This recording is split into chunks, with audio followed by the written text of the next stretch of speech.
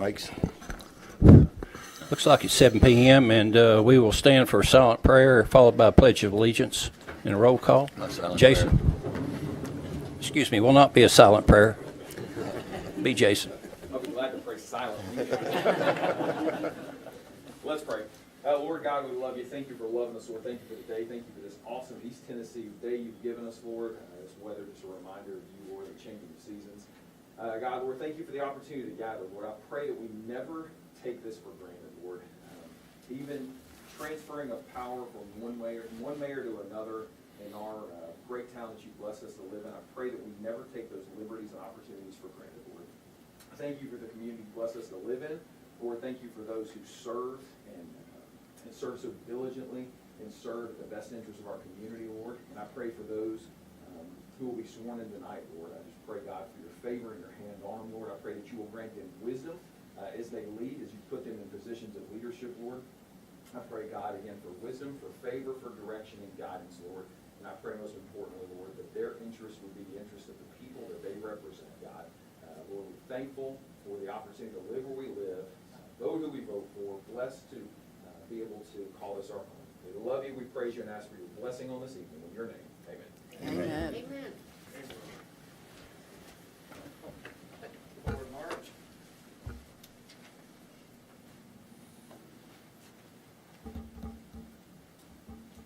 Halt. Please remain standing for the Pledge of Allegiance. Salute. Pledge. I pledge allegiance to the flag of the United States of America and to the republic for which it stands, one nation, under God, indivisible, with liberty and justice for all. 2. About face. Forward march.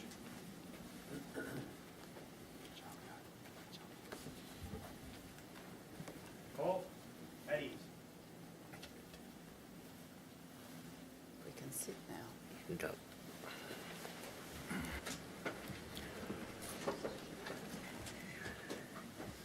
We ready? Are we ready? Judge? My pleasure.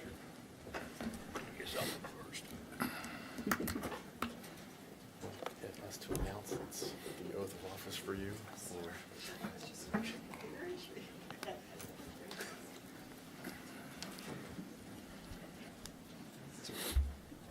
Good light on you, Ryan. Okay. We're going to try to get your face. Come on out. So you're actually going to sort of face us, so we can see both of your faces, and he's going to be right there. And Large. Yes. Okay. All right. It's my absolute pleasure to administer the oath of office. If you would, please repeat after me. I state your name. I, Ron Williams, Do solemnly swear or affirm do solemnly swear or affirm that I possess all of the qualifications that I possess all the qualifications of the office of mayor as prescribed by the charter of the town of Farragut, of the office of mayor as prescribed by the charter of the town of Farragut, and that I will support the Constitution and will obey the laws of the United States, support the Constitution I will support the Constitution and will obey the laws of the state of Tennessee, and obey the laws of the state of Tennessee. that I will in all respects I will in all respects observe the provisions of the charter observe the provisions of the charter and ordinances of the town of Farragut, and ordinances of the town of Farragut. and I will faithfully discharge the duties of mayor. And I will faithfully discharge the duties of mayor. All right. Completes the oath. Thank you. Congratulations.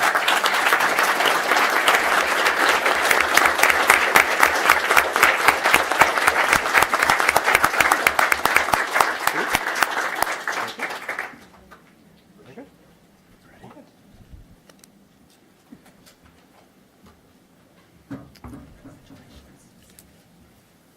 Get to practice.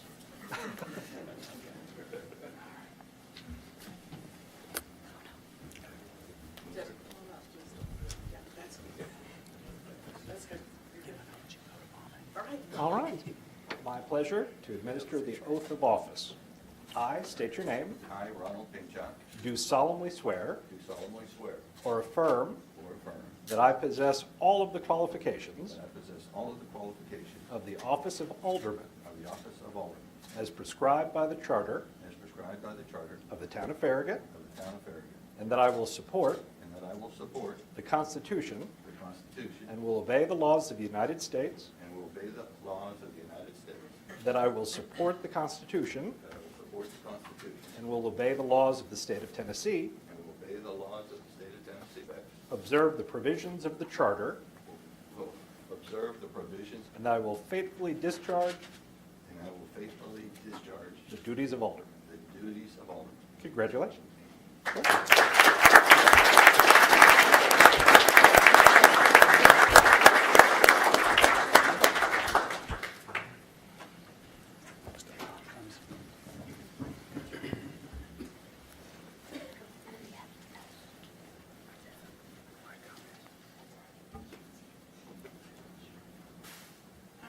So we'll get over next to your mom over here.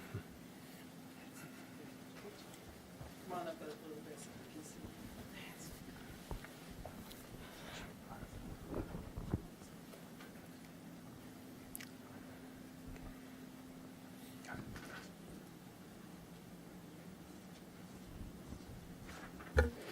Yes, ma'am.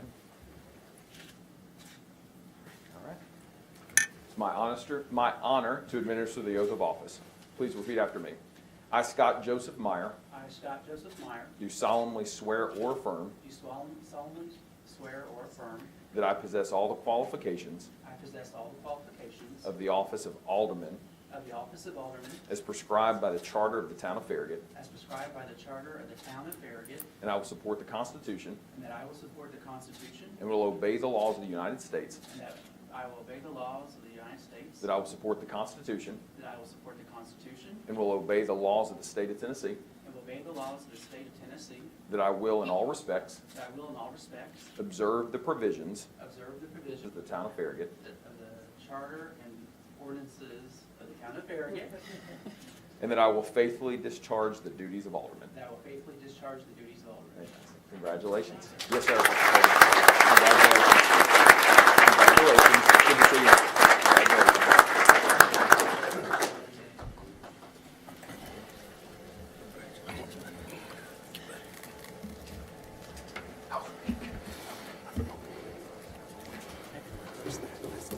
Well, you know what?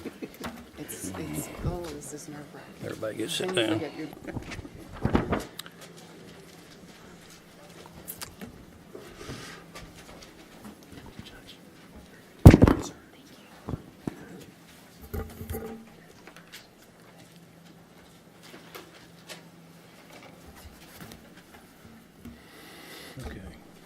Okay, next point of business will be a election of the vice mayor. I guess I'll need a recommendation. I would like to nominate Alderman Pavlin for the position of assistant or vice mayor. Well, I'll be a little bit different, and I will nominate Ron Pinchuk as vice mayor, to continue on as vice mayor. The vote. David, can you vote? I'm glad we have an attorney here tonight. Nominees, and so you'll need to take the first, Alderman Pavlin, and then, depending on how that vote goes, then go on to Alderman Pinchuk. So can I say a couple words on behalf of Alderman Pavlin and why I believe she should be elected the next vice mayor? So Alderman Pavlin has done an outstanding job for the North Ward as well as the entire town of Farragut. She has represented the town in multiple committees when other aldermen were not able to do so. She's attended committees such as the Knox County School Board. She's attended the Transportation Committee for Knox County, if I got that name right. I think I do. She has actually worked very hard on behalf of the subdivision that we live in and two other ones to get those subdivisions rezoned to Farragut High School and united our community once again. All of our kids go now to the same high school, which is Farragut. I think that her hard work demonstrates that she would be an excellent mayor in the unlikely event that she would have to do so as vice mayor. I believe also that she has great relationships with state representatives, state senators, and other leaders in the community that if, again, she was called upon, she could step in that position and do a fantastic job as mayor. Thank you, Scott. So do we need a roll call vote? This time, what I'd like to do is remove my name from the list of candidates. So moved. Second. I think we still need to vote. Yeah, we'll still need to vote. Vote on Alderman Pavlin as vice mayor. So Would do you I like need to to roll repeat my call, Mayor, motion? or would you? Yeah, let's have a roll call. Just, I think you just say your name, the name, right? Say my name and then, okay. Say Alderman Meyer. Do I say my, so Alderman Meyer votes yes For Louise Pop. for Louise Pavlin as vice mayor. Alderman Pinchuk. I vote for Louise Poblin, yes. Alderman Pavlin. I vote for myself. Mayor Williams. I'll vote for Alderman Pavlin as well.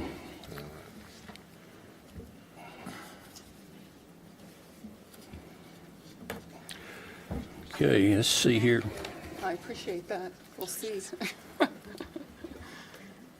right. Okay, Move on. approval of the agenda, Move to approve. Do we have any changes? No changes tonight. no changes. Move to approve. Second. All in favor? Aye. Okay.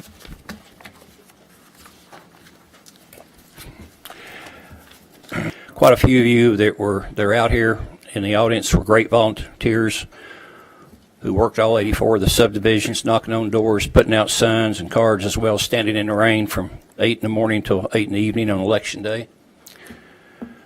This was a true grassroots effort with absolutely no special interest players or money involved. I also want to thank all the voters in Farragut who took the time from their busy day to get out and vote. And I pledge to listen to all the residents who vote to do what is best for all. Thank you. Thank you. That's my report. Okay. Next, citizens forum. Have we got anybody signed up? No, sir. No one? Okay. When we do have a citizens forum, or when we, in the future, as we move forward, I would like to recognize that everybody should take an agenda and then also read the back.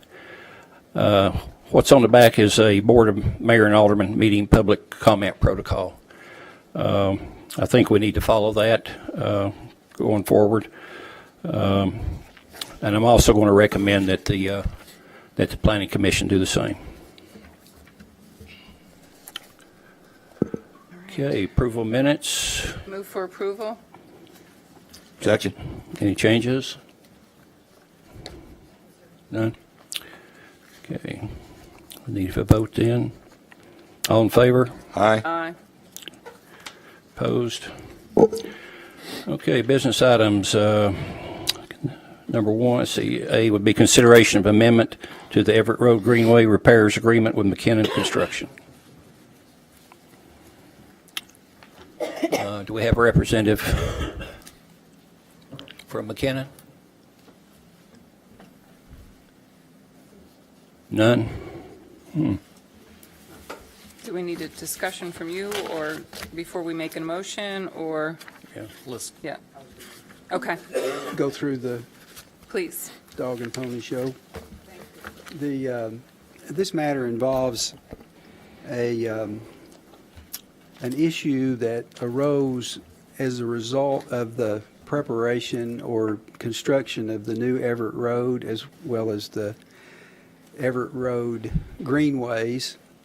After the project was completed, there appeared in the walking trails on both sides of Everett Road some rippling, and that we had some borings done by an engineering firm, and the engineering firm gave us the results, and it appeared from those results that there was insufficient materials per the specifications in certain areas of underneath the trails. And we met with the contractor, McKinnon Construction, and McKinnon had ideas of his own about why the rutting was occurring. And he presented those ideas, which had to do with during the course of construction, the town saw an opportunity to save a substantial amount of money by using certain fill material that was wasted from the original construction underneath the walking trails rather than to get new dirt. Believe it or not, there's new and old dirt, good and bad dirt. I always thought dirt was dirt, but apparently that's not the case. So anyway, we had some bad dirt that we used, thinking that under the walking trails it wouldn't make much difference, and so that dirt was used at a substantial savings to the town. And also, Mr. McKinnon felt like that because the town used a heavy lawn mowing tractor that traverse these walking trails, that also had some impact on the rutting.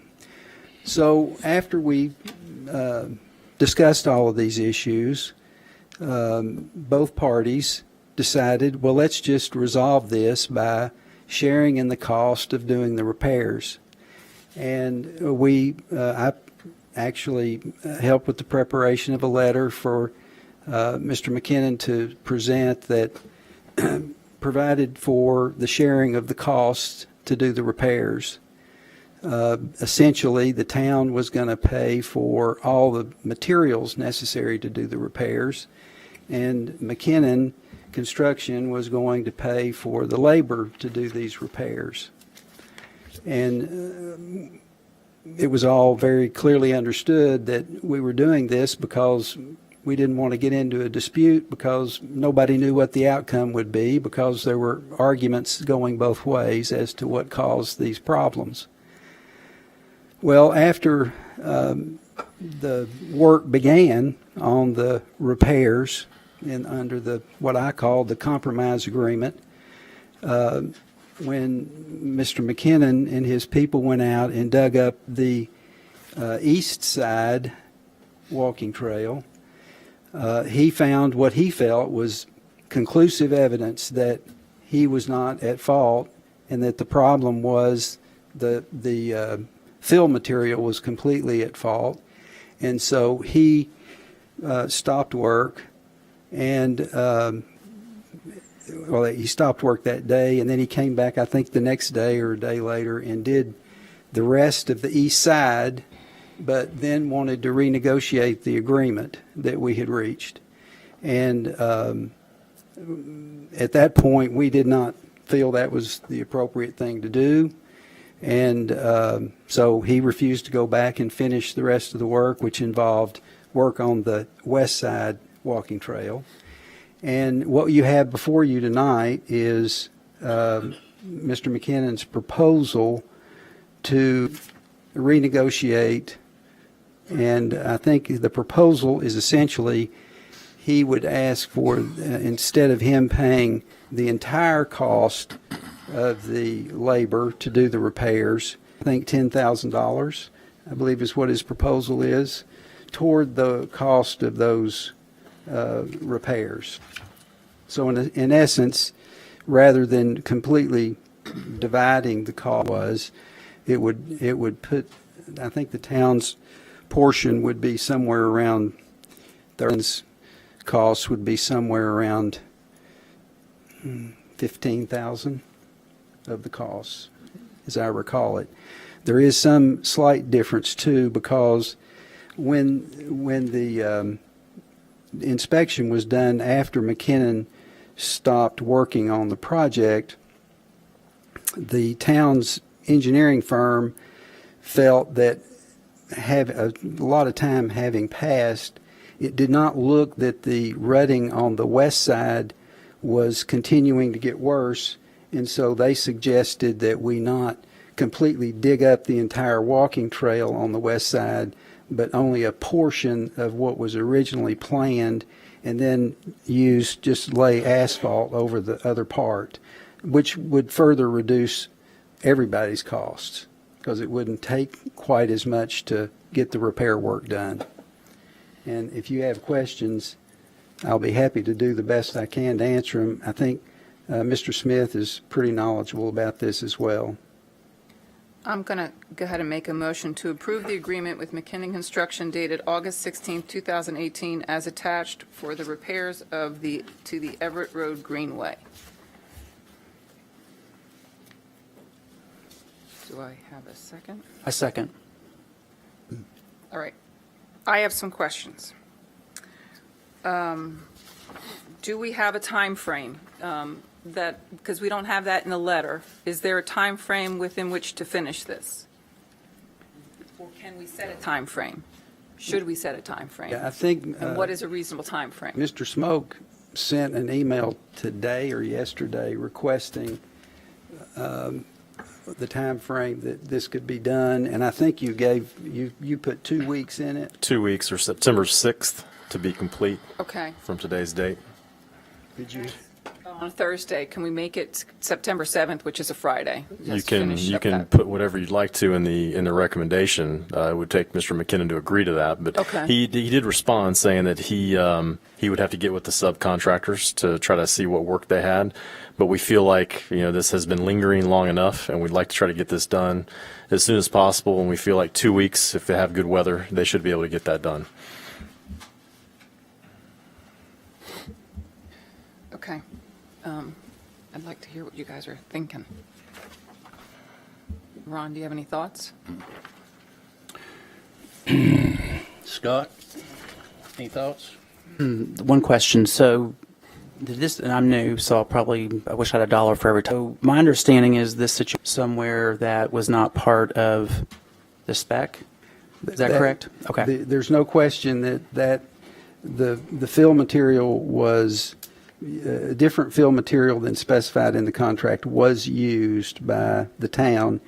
Whether or not that's what's caused it, that's Mr. McKinnon's argument. The reason we reached a resolution is because we had evidence that there were other problems that were causing it. So that's why we reached the compromise to begin Okay. with. All right. Thank you. There were some issues with the depth of the stone. What do you call that? So Base. you're supposed to have a 6-inch base, and at some locations it was 2 inches. But then they talked about where the coring was taken, and with the ruts, was that pushed out of the way? Do we know what that? We don't have any clarity about what the original base was, if it wasn't up to standard, or that was another frustration with it. Well, according to the original agreement, McKinnon Construction agreed to provide the labor, the equipment for all the work efforts, including operators, the paving equipment, the traffic control and signage, to remove and replace complete repairs to the greenways and the subsurface foundation below the greenway. Which at the time was estimated to be about $31,360 as far as his labor. From what I can read, it goes on to say that the estimated cost of materials, which are to be paid for by the town of Farragut, to be $29,250, and that's with the assumption, by his estimate, to be 220 tons of asphalt, the asphalt hauling fees, 375 tons of base stone with hauling fees, and this would include the haul-off fees. From what I can read, this is a material portion of the agreement, including the material handling. The latest information that we have, which has been provided as far as the scope of work, it has actually been reduced from the 600 linear feet of digging that was proposed to begin with.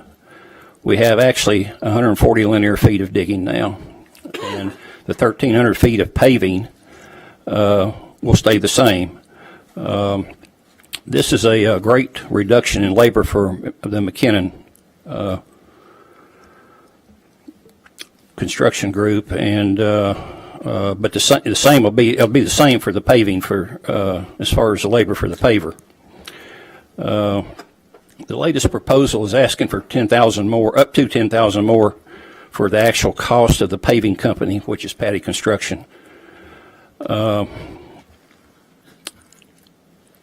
My question is, did he not think that the labor cost by Patty would be the same when he signed the agreement? Just that regardless of what went on below, the 1,300 square feet or linear feet of paving would be the same. But what would be different is, from how I do the math, would be a reduction in the original estimated personal labor cost by McKinnon Construction from the $31,360 down to, if we did the $10,021,360. That's after removing half of the labor for digging, which a little bit over half of the labor, actually, when you count both the east side and the west side. That's now being required. By reducing the digging by at least a half, then I think the request should be trimmed down to one half, which will be $5,000.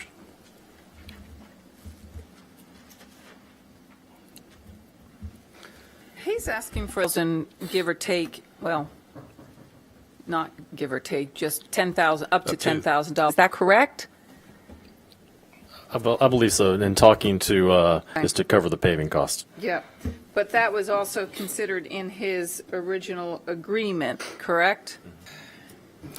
You know, I think the challenge I have, and I'm reading through other exhibits that were reviewed in other BOMA meetings prior to this one, is that when I look at an email from Mr. McKinnon, he talks about how he was directed by the town engineers to go outside the spec. Yeah.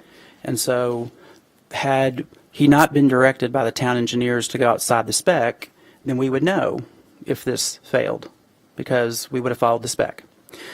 I'm not an attorney, but I do believe that Mr. McKinnon's got an argument for telling us that he went outside the spec. He was told to go outside the spec, and now we're asking him to help fix it. And I think him paying 30% of the cost and us kicking in 60% is fair, considering I can't figure out for sure exactly who's at fault, because we didn't follow the spec. I'd like to say that when this all started, we weren't sure who was at fault. We weren't sure what the how the specs were followed and so forth. But he made an agreement. The McKinnon Construction Company made an agreement with the town. I think they held to that agreement.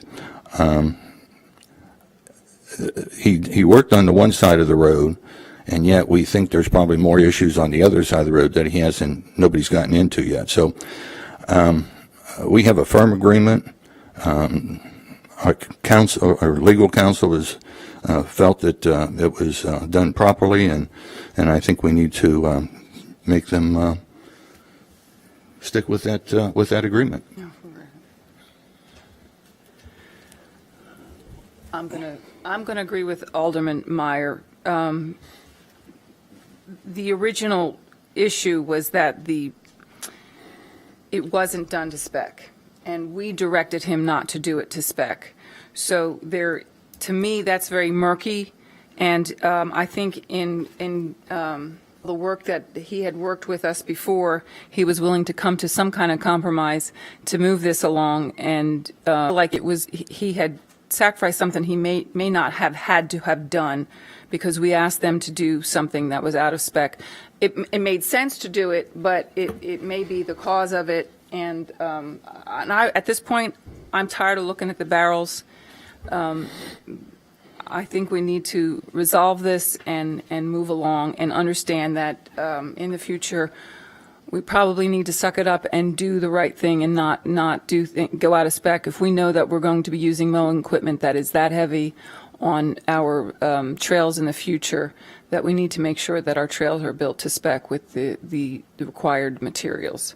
So I would really like to just get this done and move along. The people along Everett Road are tired of seeing the barrels, and we just need to get this move done. Well, I agree with getting it done, and I also agree that people are tired of looking at it. But one thing that we have to remember is that the amount of fill dirt was out of spec, the amount of base stone was out of spec, and the amount of paving was out of spec. So are we completely at fault for all of the out of spec, or are we completely at fault for 1/3 of it? So I'm not arguing that we're at fault.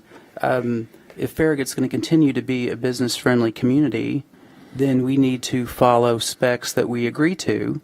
And if we have to change them, then we change them and we mutually agree to them ahead of time. And then if we as a town direct, we even have the right to hold them accountable. I understand that he was a gentleman and he came together and came up with some kind of agreement with us. I appreciate that.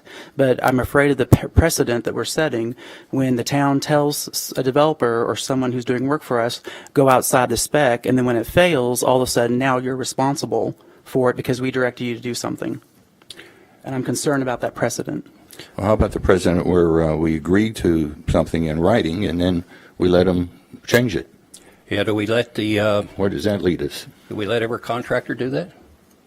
To decide that he don't want to do or adhere to what he proposed to do and wants to renegotiate every time that something like this would happen?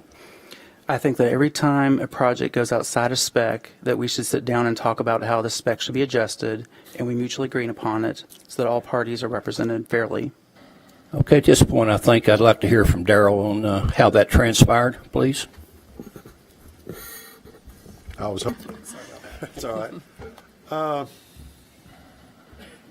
right. Where shall I start? Did you have a question about it, or how this came to be outside the specs? Well, Alderman Meyer wanted to his concern was that there was fill that was out of spec. Yes. Our concern was that when it was checked, most certainly they found that. They also found that there was inadequate base in places and inadequate paving in places. Right. That's what Geoservices determined with their borings. Okay, what I want to hear is what kind of a conversation happened with the representatives from McKinnon Construction. When the east side was dug up and removed, we found that for the most part, 6 to even 8 or 9 inches deep. The base stone was there. There was one small area that was less than the 6 inches. And it was a very wet, moist soil underneath it. That was material that had been intended to be wasted. We had the choice of either hauling it off at that time. The only place to take it was the landfill. Well, if you take it to the landfill, you pay $30 a ton, and it gets expensive very quickly. It's not an unusual thing to waste materials on site if possible. You work it into the side slopes wherever you can. Unfortunately, in these areas, at least on the east side, there was, I don't know, 4 to 6 inches or so of this poor material. And I feel like that was a failure. On the east side, though, on the west side, we had more borings that indicated a lack of base stone. We don't know yet what the issues are over there. So we still have 140 linear feet of digging to be done. Okay, can you touch on the conversation you had with Mr. McKinnon, please? Alderman Meyer suggested that we sit down and talk when we have an issue, and I assume that would fall on your shoulders, Darrell, and I'd like to hear what was said. We had a lot of discussion that day, a very loud discussion. What about the original discussion? The original discussion, When you came up with this agreement? when we came up with what he is proposing here. No, the first agreement. Are you talking about the first agreement? The first agreement. Well, at that point, we had evidence showing that there was a lack of base stone in several locations. Okay. Now, there is rutting in some places where it showed that there's 6 inches of base stone. Well, let me ask you But there's this. also rutting where there's 3 inches of base stone. When you get the rutting, what's going on there? Is the stone moving away or? That's possible. I mean, we had, when we dug up the east side, you could clearly see there was enough base stone there. So if there's possibility when you rut that the stone moves away and then that's where It's- they were taking their core samples? If that's where they were taking the core sample, yes, that's very, very And then that possible. would show a reduced base stone that, depth yes. because the stone has moved out of the way. Right. And Mr. McKinnon, and I don't know this, I am assuming that he's along the way was in the rut. I don't Is know that that that's accurate accurate. or not? I don't know if that's accurate. Okay. Say this, how much money? That material Yes. on site, probably in the neighborhood of $50,000-$60,000. Okay. And that's really, when I come down to it, when you're talking about the money spent, we would have spent more money to come back and fix this small area, and we're still not, what did we already put towards the project? What have we already put towards the project? The total cost of the project? Yeah, not, 3.5 million. since we're trying to, what do we have in it for fixing these two issues? Well, we haven't received an invoice yet from the contractor. I think we're estimating that the work that's already been done is around $13,000 for Okay. materials. And we're estimating that the additional cost to do the rest of the work for materials is around $16,000. And then you would add another $10,000 to that for the labor that he's requesting if the board elects to agree to that. So we're looking at 39,000 total? Yes, ma'am. We saved 11,000, if I do my math right? No, 60,000 is what we think we saved, so we're talking, Oh, okay, gotcha. That was the savings. Okay. Okay, based on those numbers, I think he's dug up 450 linear feet on the east side, if I remember correctly. And evidently, the materials have been, so you're saying that that's 13,000 for the east side? Daryl would have to get that. I think it was more like 300 linear feet on the east side. I'm looking at this. I believe it's 330 feet on the east side. 330 feet on the east. And we've got 140 more feet to dig up on the west side? Correct? Yes, sir. Okay. So we've paid 13,000 for 330 feet, That's the estimate. Yes, sir. and you're estimating 16,000 for 140 feet? and the rest of the, Plus, there's also materials in the paving that's included as part of that. Okay.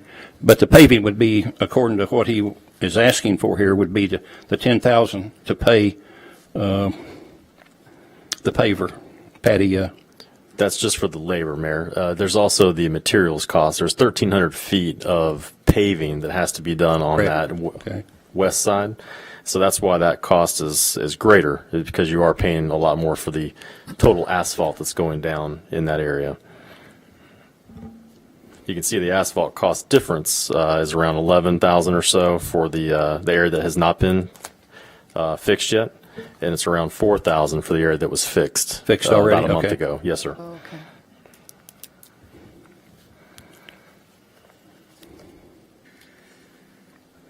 Any more questions?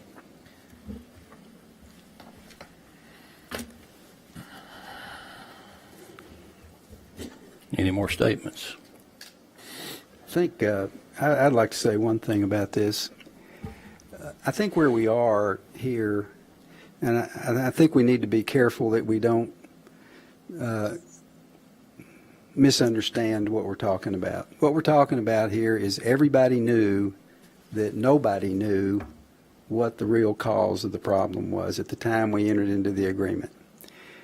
We all were well aware that both sides had arguments, and we said, hey, let's just get together and work it out. We don't need to be in a tussle about this. Everybody came to the table in good faith and put it down on paper, and everybody went about their business, and one of the parties decided they wanted to do something different after we went to the trouble of coming to that compromise agreement. So, as a legal matter, that is an enforceable agreement. I don't think there's any way he could get around that agreement. Where we are, though, as I see it, is that it's going to cost, it potentially costs something. I mean, if we don't work it out, if we don't renegotiate and change the number in some fashion and pay him a little bit more, then if he doesn't finish the work, then we have to go hire somebody else to do the work. And we don't know what it's going to cost to do the rest of the work. And we probably then would withhold from him the payment that we owe him in order to recover the amount we have to pay to have somebody else do the work. So it's a pragmatic decision you're asked to make, in my mind. Do you want to bring certainty to this and let the staff quit messing with it and go ahead and get it done and chalk it up to experience and recognize that there are some people in this world who make agreements and they want to renegotiate them when they think they can, and learn from that mistake. But it potentially could cost something if he sues us. Then, because we're going to withhold payment if we have to hire somebody else to do this work, then there's going to be costs associated with that. So in the total scheme of the world, this is a relatively minor thing. The bigger point to me is not the money. The bigger point to me is, what are we saying to people when we come to the table with them and they come to the table with us and we sit down and work out an arrangement? And then, I mean, if we didn't do what we had agreed to do, what if we dug it up and found that, good gosh, there's only an inch of stone under here? We would have done exactly, they would have called me and I would have said, well, we've got an agreement. We all knew we didn't know what the problem was. We got to live with what we have to live with. We agreed to that. So there's a pragmatic side. I mean, I don't think anybody's going to do wrong if they try to work this out and move on. On the other hand, I don't think anybody's going to do wrong if you say, hey, I'm just really not going to participate in a thing where and then they don't respond and we end up in this kind of difficult position. I'm not one, don't like doing it. It's not helpful.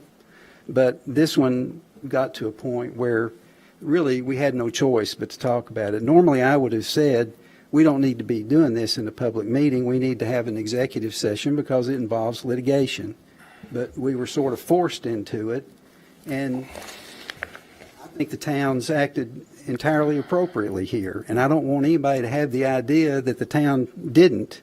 Now, we did specify that we used this waste material, but he used 6 inches of stone and 2 inches of asphalt, which the tests indicate he didn't do. So there's plenty of blame to go around, and I would say that your real question is, do you just want to get it behind you and move on and bring certainty, or do you want to stand a little bit?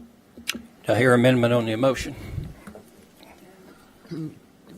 How do you want to amend it?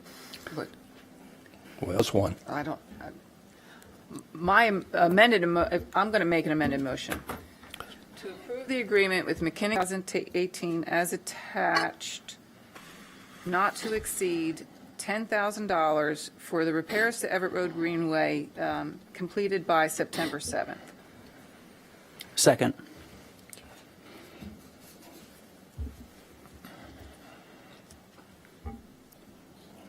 None? Okay, I call for a vote then. We'll do roll call again. Alderman Pinchuk. No.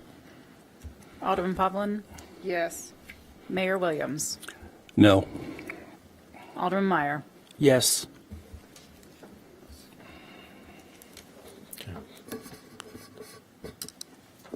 Motion fails, yes, ma'am. Yeah.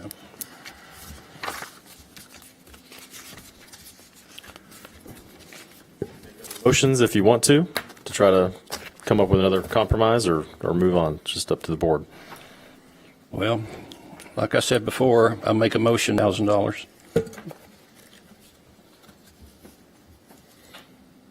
Based on the figures that you've given us. To the 5,000. Yes, is sir. that right? With the date being the same. Okay. Second. Alderman Povlin. Do I? Pass. Mayor Williams. Yes. Alderman Meyer. Yes. Alderman Pinchuk. No. Yes. Motion passes. Okay, next item on the agenda is discussion of appointment process for the vacant South Ward Alderman seat. I'd like to make a motion that we follow the same process that we did the last time we had a vacancy when Alderman Honklin left. Second. Does this need to be a motion and seconded? Really just discussion for the board. Yeah, you certainly can make a motion and a second. We may want to discuss it a little bit about that process. I can go through that, or y'all, certainly the board Please can. do.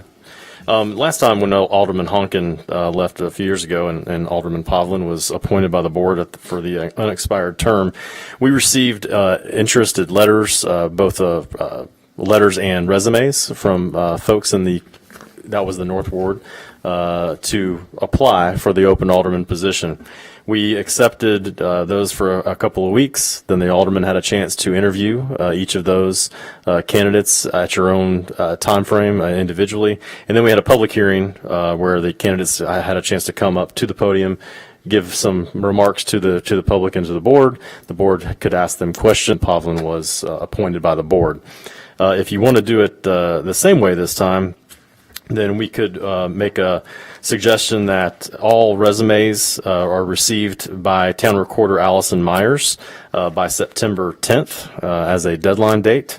And then after the deadline, we'll set up those individual interviews with the alderman and mayor, and then have a vote by September 27th if the board is able and willing at that point to make a vote. If you need more time, certainly you could. It's up to you. You can take more time with that if you feel appropriate, or if you need more time to interview folks individually, then we can do that as well. Was that about the same time frame that when we went through it for last time? I believe so. Yes, ma'am. Okay. We have an extra week. We have a fifth week for between now and the second meeting in September. So that'll give you an extra week to interview or to get applications in as well. Okay. At that meeting, there was a bit of controversy about how the vote went. So we just need clarity on Robert's rules on how that's done. I've watched the county commission do it several times, so I just want to make sure that we're doing it right so that we don't. We can definitely talk through that when we get to that point. Yes, ma'am. Because we just. That'd be great. You'll find. I would really appreciate that. Yeah, we kill Robert's rules. I'm sure the person from MTOS watches our meetings and just groans the whole time. So, yeah, we'd like to make sure that we're doing that right. Okay. Please. We need to work on that, though. Yeah. So does this need a vote, or is this it's really just a discussion, or? Well, we have a motion and a second. Yeah. Yeah, you have a motion in a second. You can All go right. ahead and vote on that. Okay.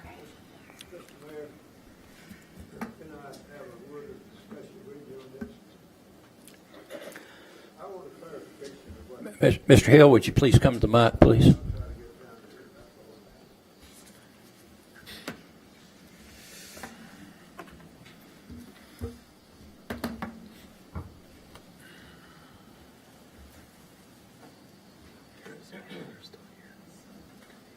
I wanted to be sure that the motion included the sequence of events that Mr. Smoke described would be done.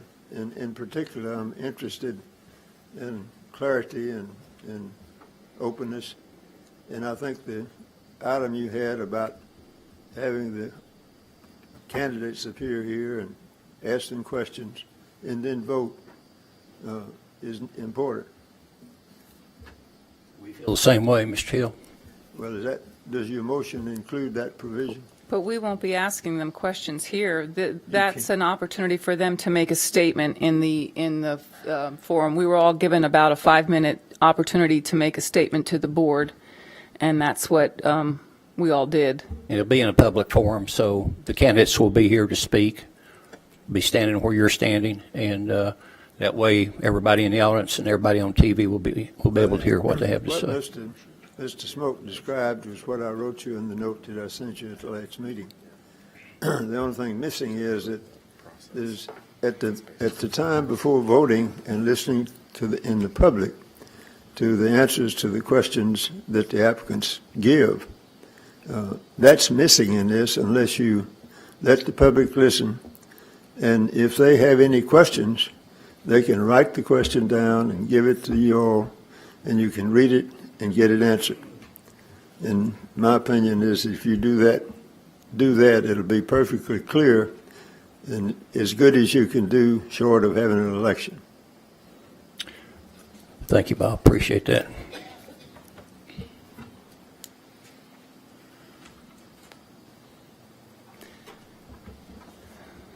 So for clarity, I'm going to amend the motion to include the statements that are placed here that we have agreed upon in this discussion point. Allison, do I need to lay them all out? There's 4 points there that you're Yeah, referring to. submittal of a letter or resume to Allison Meyer by September 10th. Following the deadline, individual interviews will be set up. September 27th, Board of Mayor and Aldermen will vote to fill the vacancy for South Ward Alderman. Do I have a second? Yeah. I'll second. Okay, we need a vote. Let me just, Oh, is there okay, any- I'm sorry. Is there anything we want to add to that, or are we okay? I mean, just want to clear it up. No. Well, one of the things Mr. Hill asked was that there be questions by the citizens, and I guess that's something that could come into Allison, and it could be submitted to the alderman, and there could be questions that would be asked during our interview of the different candidates. The last time this was done, we, each member of the board met with the candidates individually. We had our own questions. Are we then saying we question them individually like we did in the past and then question them again?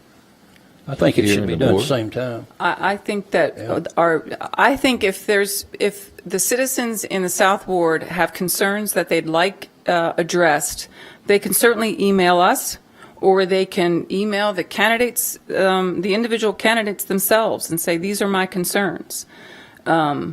But the last thing I think we need to be doing is asking questions of someone the night of our vote up there, because that is just, I agree. I agree. I don't- agree as well. there's an opportunity to, they'll be posted, all of our resumes were posted online, so people had access to it, and they can go talk to them themselves. There's nothing that stops them from doing that. Yeah. So, It's been done that way for 38 years, pretty Yeah. much. I don't- We've worked real well with that. I see no need to change what we're doing because there's nothing wrong with it. One more comment, sir. Oh, I'm sorry. Go ahead, Mr. Hill. If you're going to do it that way, and you all interview these people individually, I'd like a record to show what the individual said to the question asked, so that the residents and voters in the South Ward will know who their Board of Mayor and Alderman is voting for. Because we don't have any knowledge of what questions you ask, nor what the answer is. And unless we get that record, we'll be totally in the dark. I don't know how we do that. We have to record every session, and I don't think that's, I'm not, I'm not in favor of that. I'm not either. I like Alderman Povlin's suggestion that if citizens have any questions, that they can email those in, and then we'll be happy to add those to our list of questions when we Or individually they interview. can reach or- out to them Yeah, individually. Nothing's stopping anyone from calling or reaching out to or emailing any of these candidates and having a conversation with them themselves. There's nothing in here that prevents that from happening. If somebody has questions or concerns, they can go and talk to them. After they have their conversation, if they have their concerns are there, they can email us and say, hey, these are my concerns about this candidate or whatever. But at the end of the day, our charter requires us to make this decision. Now, I would love it to have give this back to the South Ward and let them vote on it, but our charter does not permit that. So we have to make a decision, and we have to be able to have a conversation. As far as I'm concerned, we have to be able to have an open and honest conversation with each one of these candidates so I can make a reasoned decision, because at the end of the day, if I make a cruddy decision, I'm going to be held accountable for that. So I think that this process gets us what we need, and it's still open enough. We're concerned about something, they can address it with any one of the candidates that are applying for the job. Yeah, with the extra week there of time, I think that will give everyone a chance to do that. Mr. Hill will be able to do that, and so will anybody else that so desires. Would you like us to have their resumes online by a certain date? Well, certainly by September 10th. Or shortly thereafter? Yeah. I think September. I think that's a Tuesday. Monday. It's a Monday. It's a Monday. September 10th is a Monday. So We could have them up on September the 11th. I think Okay. that would be fine. That makes That'll work. Yeah. I have no further questions or comments. I'm fine too. Okay. I think we'll need a vote then. You need to call for the vote. Yes. give me just a second. Roll call vote? All Roll right. call vote. Alderman Meyer. Yes. Pinchuk. Yes. Alderman Poplin. Yes. Mayor Williams. Yes.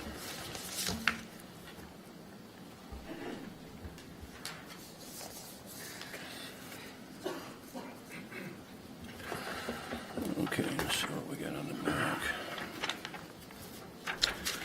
Okay, we have an ordinance. Let's see, looks like this is the first reading for ordinance 18-12. Ordinance to rezone parcels 84, 84.01, and 87 on tax map 130, located near the eastern intersection of North Campbell Station Road and Fritz Road, 10.23 acres, from R1 to R1 OSR. Fred Long Construction Concepts is the applicant. This rezoning request involves 3 parcels that collectively total to a little over 10 acres. This is located at the southeastern intersection of Fretz Road and North Campbell Station Road. Before you get to Ridgeland subdivision at the end of the town limits. The request, currently all 3 of these parcels are zoned R1, rural residential, and they're requesting to rezone that to the open space residential overlay. The property itself has, along the southeastern portion is area, then there's some steeper slopes on the southwestern portion of the property.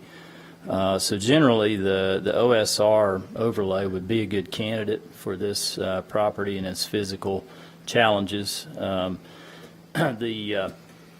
The request is consistent with the future land use map. It does specify very low-density residential for this area. It's also consistent with the built environment that surrounds the parcel. Some of the property that surrounds this parcel is actually outside of the town. The south and the western portion is in Knox County, an incorporated area. So the request would appear to be reasonable in terms of the characteristics of the property and the future land use map. When this was presented to the Planning Commission at their meeting in July, they recommended unanimously to support the rezoning. with the condition that a re-subdivision plat be provided prior to second reading to combine the 3 parcels. In the OSR zoning district, you have to have at least 5 acres, so for this to be a legal rezoning, all 3 of those parcels need to be combined. A plat has been submitted, and it is planned to be taken to the Planning Commission for their next meeting in September 20th. So that should take care of that particular issue, but it wouldn't be able to come back to you all until, I suppose, the second meeting in September. Okay. So with that, the staff would recommend approval, subject to the re-subdivision plat being approved and recorded prior to second reading. Going to move to approve ordinance 18-12 on first reading, subject to the recording of the approval of a combined plat. I'll second. All in favor? Question? Do it, oh. Sorry. Okay. Discussion, please. I don't really have any, No, just remind me, is that, you're looking at Yes, about, I'm Richard LeMay here representing the applicant, and I'll be glad to answer any questions, but we're in full agreement with what staff is recommending. Let me suggest the ordinance itself doesn't have the condition written in it, and okay. I've become very sensitive to this. That if we're going to condition it, we need to put the condition in the ordinance itself. And so with that addition, I think it's fine. So do I need to amend the motion or move to Well, amend? let's state what the condition is one more time, make sure. I'll we just all- add as a new section 2. Well, I'm not sure how to exactly word it, but basically it would say that this, as a condition of approval of this rezoning, a re-subdivision plat shall be presented to and approved by the Farragut Municipal Planning Commission and recorded prior to second reading of ordinance 18-12. And the purpose of that, The purpose of that Platting is is to to make create, sure to- is to create a parent tract that is compliant with the minimum lot size in the OSR. I think that little last part needs to be in there as to why the plat is being. So I'm going to take a shot at this. I'm going to move to approve ordinance 18-12 on first reading, amended to include section 2, combining the 3 lots in a plat that would have to be approved and recorded prior to second reading. Does that sound good? In order to comply with the 5-acre minimum In order requirement. in order to comply with the 5-acre minimum of R1 OSR zoning. Second. I have no further discussion. Okay. Just so I understand. Can you roll call, Austin? Got it. All right, Alderman Pinchuk. Yes. Alderman Pavlin. Yes. Mayor Williams. Yes. Alderman Meyer. Yes. Thank you. Okay, Town Administrator's report. Mayor, we had a great weekend last weekend. Steve did a great job with Doc Dogs International here and the Dog Days Festival out at Village Green. FBA and Shop Farragut did a wonderful job. Had a lot of visitors and a lot of just residents enjoying the event, and seeing dogs jumping 25 plus feet is pretty incredible. So it was a great event, and I know they did a wonderful job. We've also got up this coming weekend, our last lawn chair series is going to be at Founders Park on Saturday at 6 p.m. So hopefully everybody can come out to that. This past week, we also got kicked off our Intro to Farragut class, and I know we've got some Intro to Farragut members here tonight that are coming in and checking out our meeting. Their next session will be this next week, and it'll be talking about the history of the town. And then finally, we had a big moment this week when we closed on the community center property, our future community center property, on Tuesday. And I know it's going to be a lot of work over the next year before we can get that open, but certainly a great great building, a great opportunity to work with the county to get the senior center and our first community center here in the town of Farragut. So with that, that's all I have to report tonight. Thank you. May I add just a little bit, because I've noticed this, and I mentioned it to David this morning. The Campbell Station Inn is looking amazing. It really is looking, it just looks like a solid building again, and I'm just really pleased to see it coming along. It's very exciting. That's also a labor of love that we'll be working on for quite a while. But yes, you're exactly right. It's looking wonderful. Okay, anything else? None? Okay, town attorney's report. Spoken enough tonight. I'll not have any more report. Okay, in that case, we're adjourned.